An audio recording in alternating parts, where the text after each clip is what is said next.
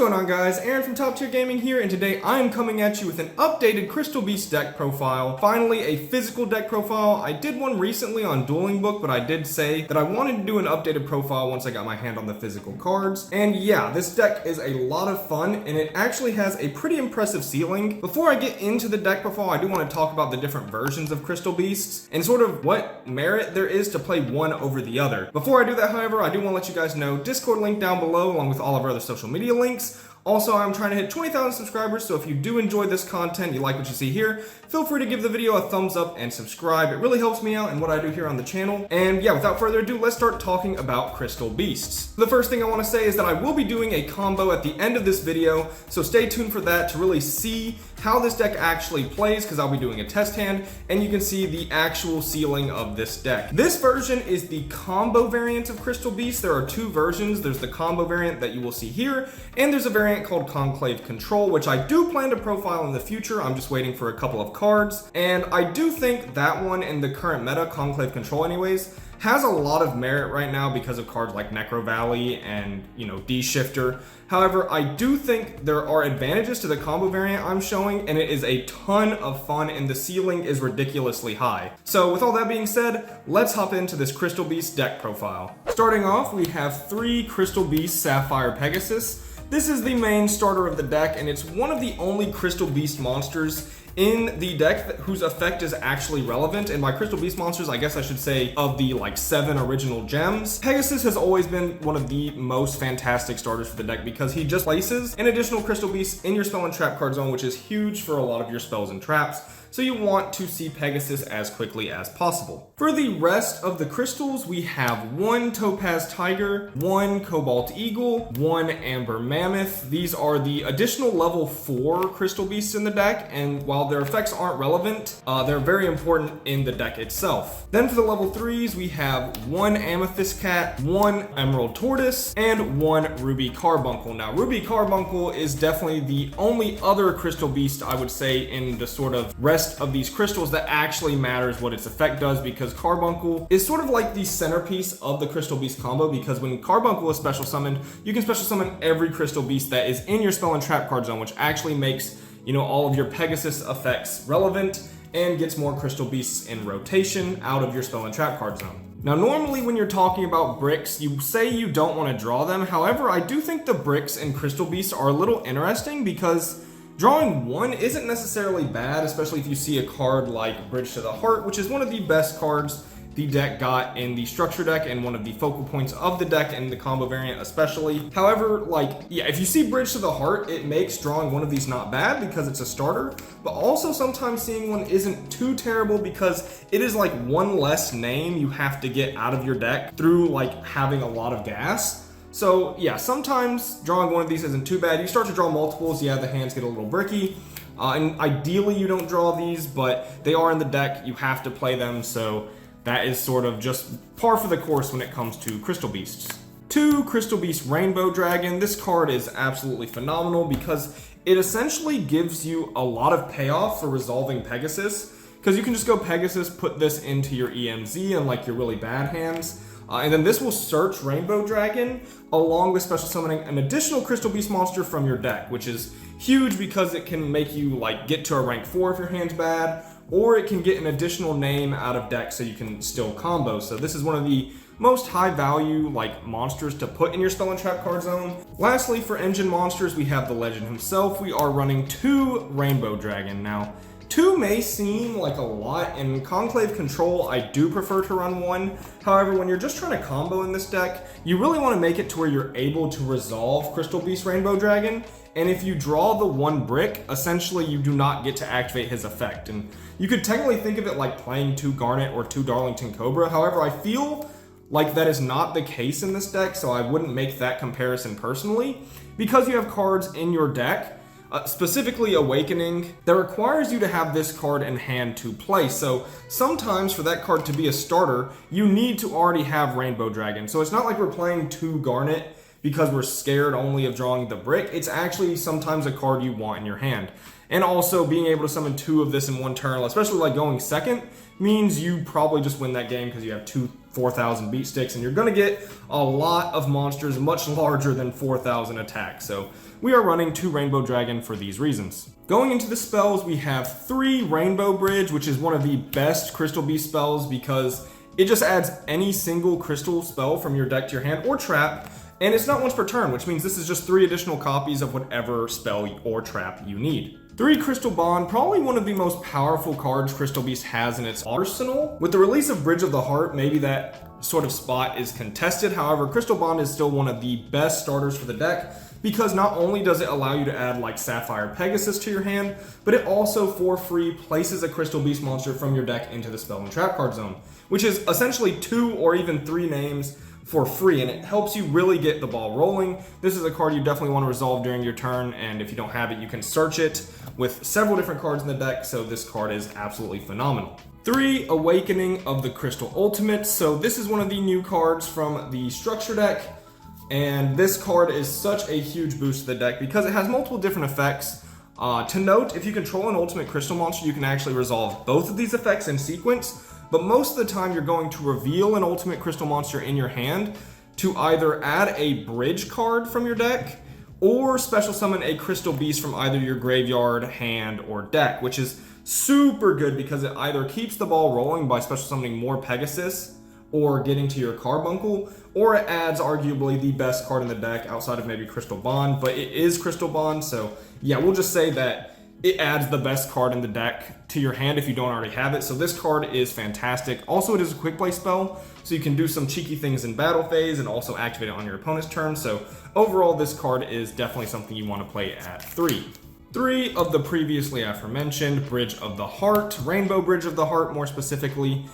This card was the biggest boost Crystal Beast got from the structure deck. This is the card that sort of brings the whole archetype together, whether you want to play Conclave Control or this combo variant, you're going to want to max Bridge of the Heart at 3.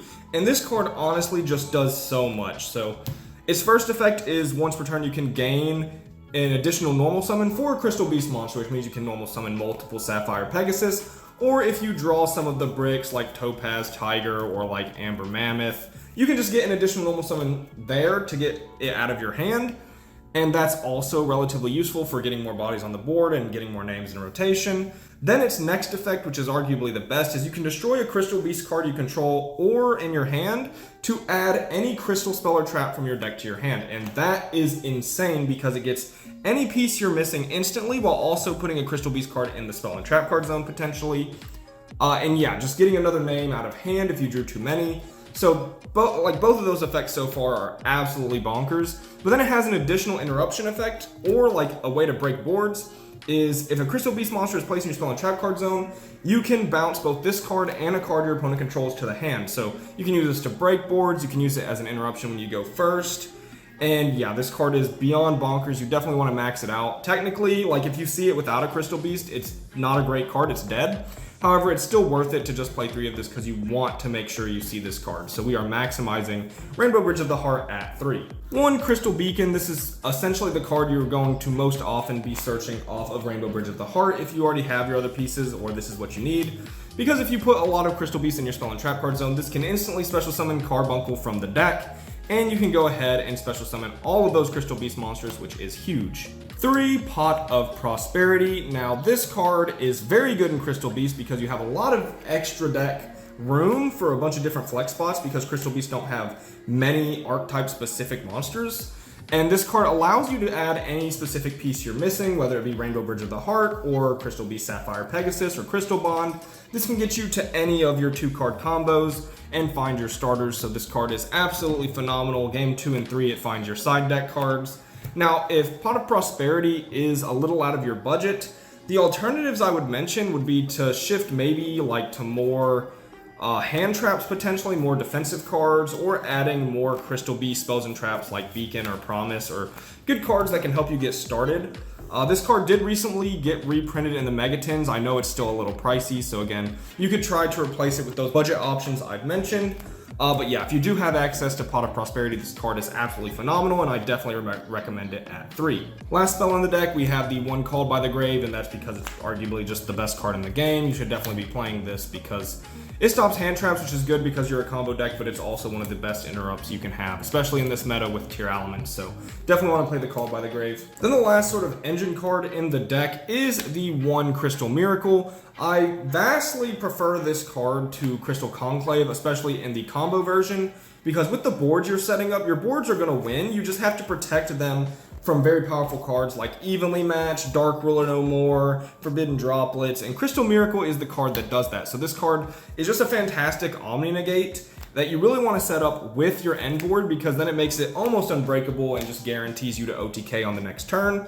So I definitely choose Miracle and over like something like Crystal Conclave. Crystal Beasts have a bunch of spells and traps, but I do think Miracle is one of the best new cards they got, and this is the trap I'm choosing to play. All right, now we have some defensive cards, some hand traps. We have the 3 Ash Blossom, just reprinted in the structure deck, so now everyone should, in theory, have access to these. It's, you know, obviously one of Yu-Gi-Oh's biggest staples, so we're going to play 3 of it, just generically very good. We're playing essentially like the 9 most generic hand traps in this list, and then we use our side deck to sort of customize them for the matchups. Then we have 3 Infinite Impermanence, which is pretty good versus everything. Great 6th card, just one of the best cards in the game.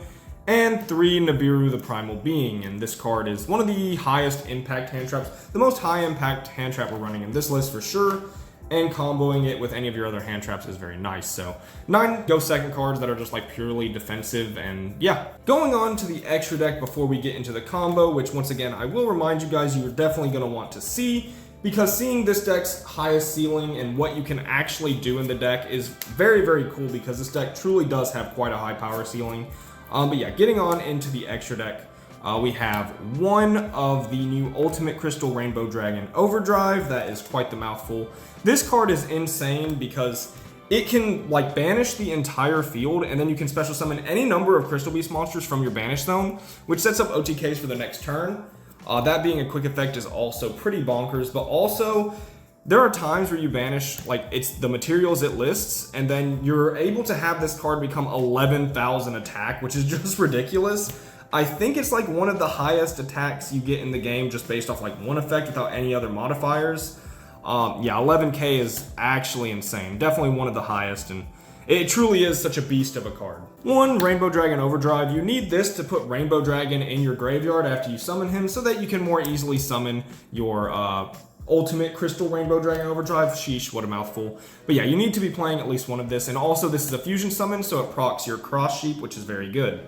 Or really, it's not a fusion summon, it's a special summon, but that still works with Cross Sheep, so that's what I was trying to say. Next, we have 2 very important combo Link 2s. We have 1 Cross Sheep and 1 Cherubini. Cross Sheep is for, you know, using the fusion summon, or really the special summon of a fusion monster, so that you can bring back Carbuncle potentially again and get an additional round of special summons. And Cherubini is very important for potentially getting the last level 3 Crystal Beast out of your deck. Say you have like Amethyst cast in your spell and trap card zone, you special Carbuncle, but you still have like Tortoise in deck, so you can take the Amethyst cat, you specialed off Carbuncle and the Carbuncle, and you can turn them into Cherubini and dump Emerald Tortoise, and that will allow you to get maybe the last Crystal Beast name you need in rotation. So Cherubini becomes very useful for getting all your names in the graveyard. 1 Nightmare Phoenix, because this is actually part of your end board to protect Appaloosa. Speaking of which, for Link 4s, we're going to start with Appaloosa because you usually get a 3 negate Appaloosa to end your board, sometimes more, sometimes less, depending on where you got interrupted.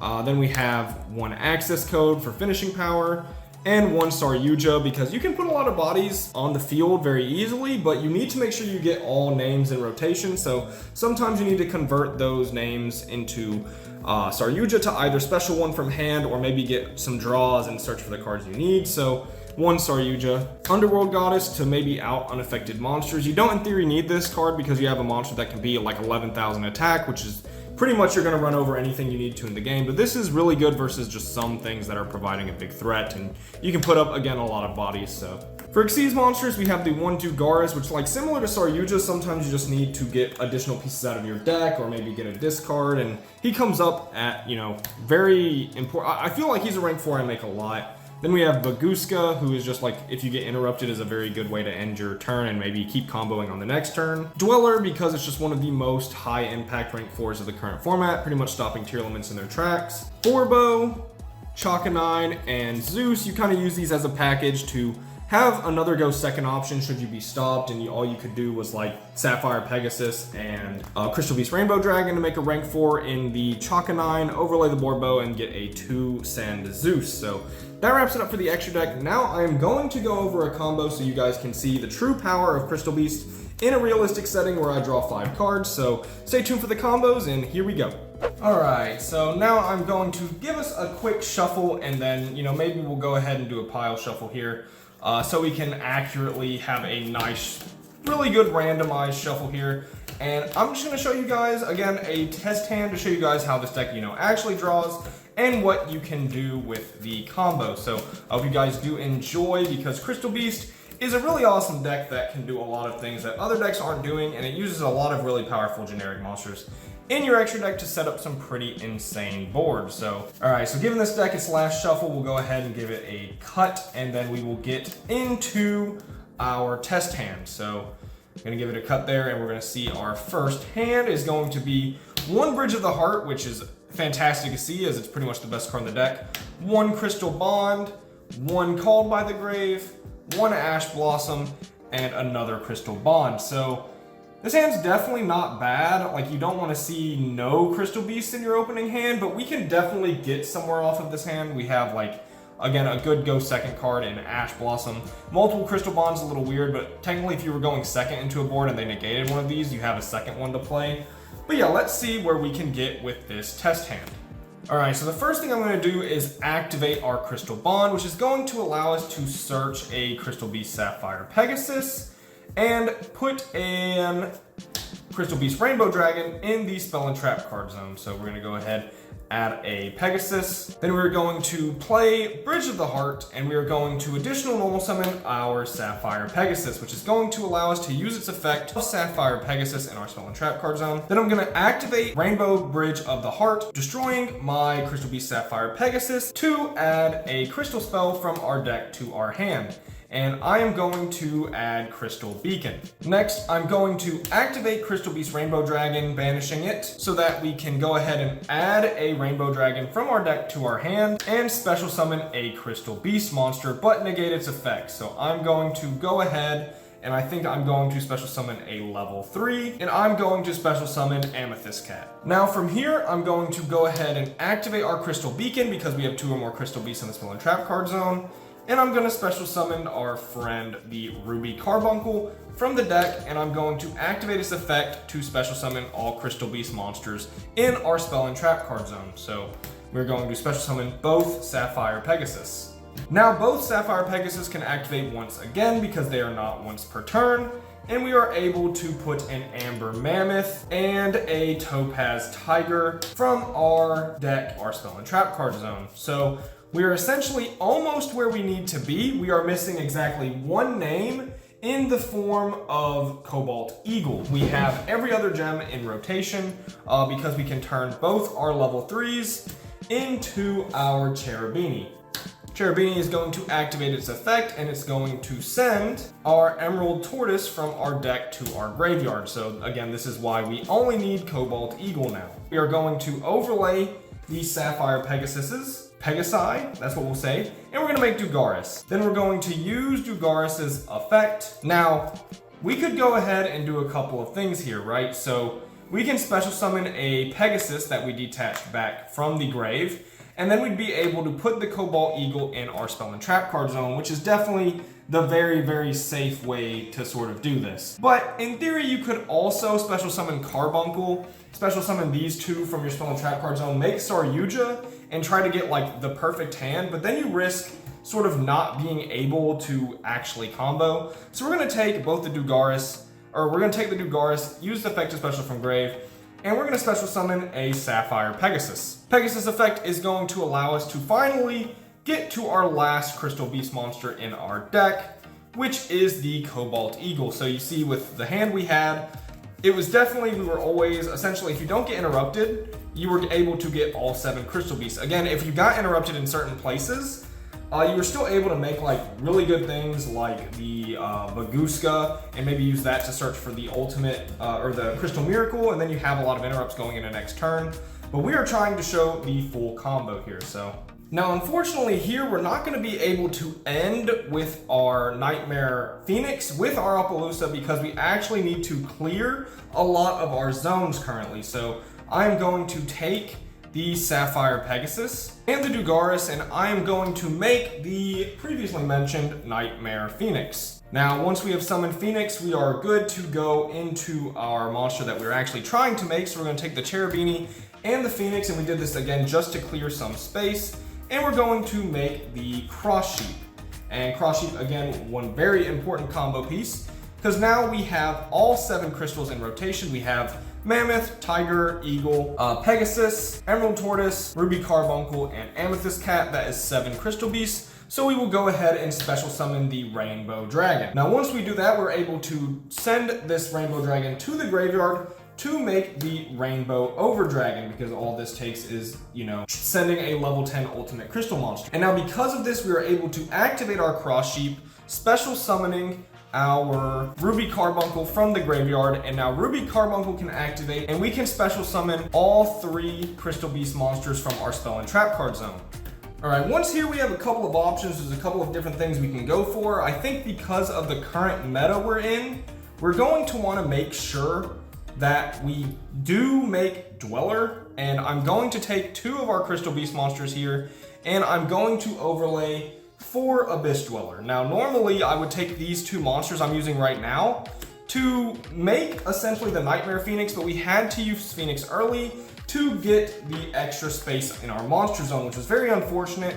It doesn't always work out like that, but in this hand it did. Now we are able to take the rest of our Crystal Beast monsters and send them to the graveyard to make our 4-negate Appaloosa. Now technically, and probably what you should do, is make Appaloosa first here to protect yourself from any hand traps potentially, although they probably should have Nibiru'd you already before this. That being said, this is a 4 mat Appaloosa, or really not like material, but it's a 3200 attack Appaloosa because we used 4 monsters. Now if we did have Crystal Miracle, we would make a 3-negate Appaloosa and leave a Crystal Beast monster on our field so that we can, and then we wouldn't make this Dweller, we'd have to make, again, the Phoenix, like I said, because we'd need more Crystal Beasts in the graveyard. But yeah, now we're going to activate the effect of Dweller here, sending the Topaz Tiger. I know it doesn't seem like there's much point to that, but we do want another Crystal Beast monster name in our graveyard, because now, finally, we are going to summon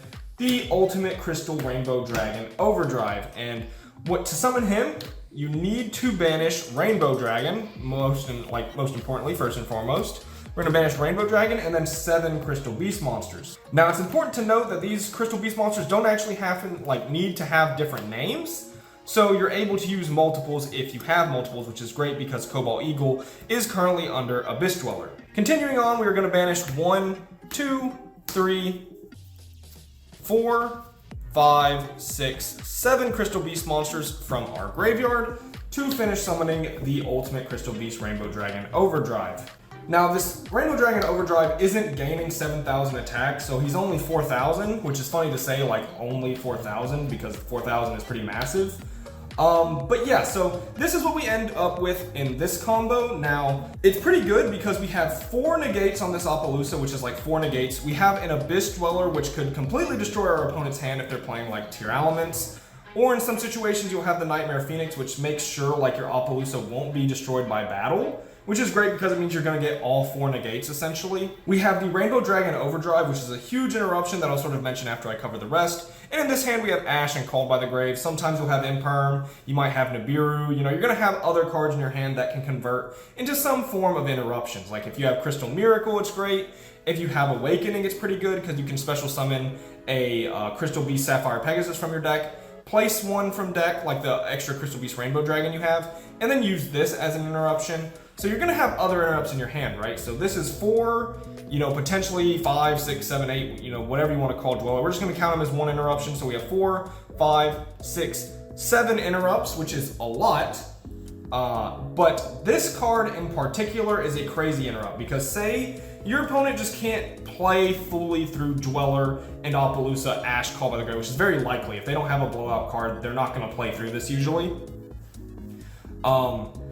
Say they like can't do it and they just end their board with a couple of sets and maybe a semblance of their play.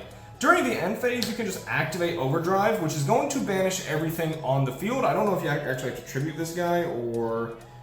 yeah, so you tribute this card and you banish everything on the field. So this is going to get banished, this is going to get banished, this is going to get banished.